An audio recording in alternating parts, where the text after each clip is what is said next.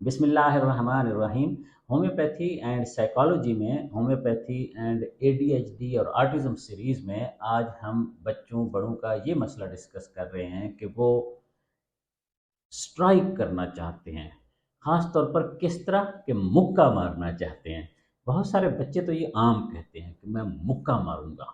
वैसे भी कई लोग लड़ाई झगड़े में, बातचीत में, डिस्कशन में, डिफरेंस ऑफ ओपिनियन में, खेल कूद में जब भी झगड़ा होता है तो वो मुक्का मारते हैं, मुक्का लहराते भी हैं, मुक्का मारते भी हैं।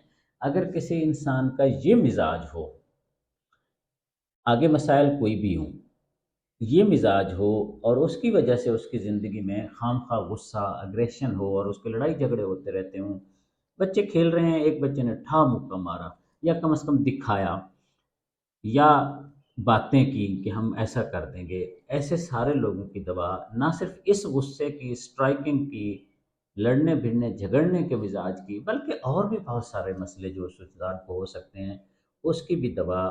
वैसे तो दो दवाएं हैं, सिफलिनम और एनाकार्डियम, लेकिन मैं समझता हूँ जितना रोल सिफलिनम का बहुत अहम है, वो बहुत गहराई में ना सिर्फ इस मसले को ठीक करेगी, बल्कि और भी हेल्थ के, सेहत के, गुस्से के, एग्रेशन के, अंदर की कैफियत के ठीक करेगी। एनाकार्डियम भी इक्वली गुड है। होम्योपैथिक डॉक्टर्स अगर देखना चाहें, अगर पेशेंट एनाकार्डियम के मिजाज का है, पर्सनैलिटी का है, तो एनाकार्डियम देंगे। अदरवाइज सिफलिनम चूँकि ज़्यादा नहीं देनी और वो मियाज़मेटिक दवा है, बहुत गहराई में काम करेगी, तो वो ज़्यादा मुफीद रहेगी। होम्योपैथिक लिटरेचर में है, माइंड चैप्टर के अंदर स्ट्राइकिंग, स्ट्राइकिंग के अंदर है फिस्ट्स विद।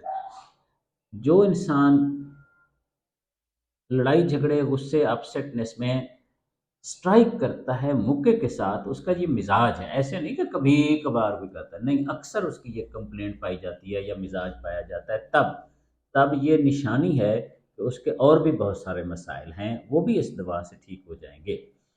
खासतौर पर एडीएचडी बच्चे, आर्टिस्टिक बच्चों के बहुत सारे मसाइल होते हैं। अगर वो इस तरह की हरकत से अपने मसाइल तो नहीं बता पाते, हम इस तरह के मसाइल से, इस तरह के एक्सप्रेशन और मैनिफेस्टेशन से उनके अंदर पहुंच जाते हैं।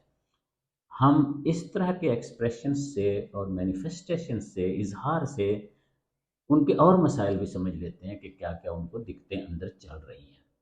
सिफिलिनम 200 10 कतरे हफ्ते में सिर्फ एक बार लेना, ज़्यादा से ज़्यादा 4 हफ्ते लेने हैं।